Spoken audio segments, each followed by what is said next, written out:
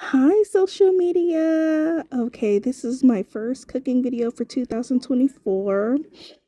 Okay, so this is my first time making a butternut squash. Okay, so this is a really hard vegetable.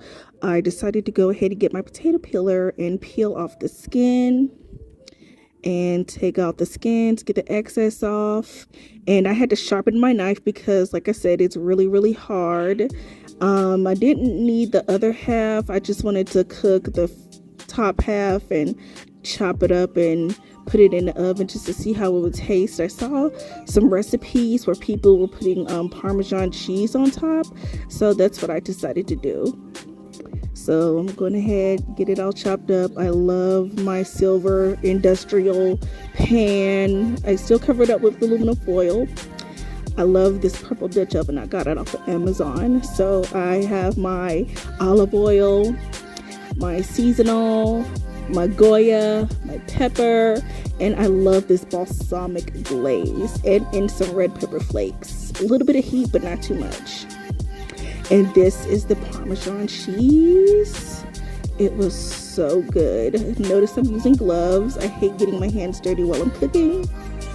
And I'm going to gently place each one on the flat surface so they can get cooked evenly. And then I'm going to pour a little bit more Parmesan cheese on top because I wanted that Parmesan cheese to get nice and crusted.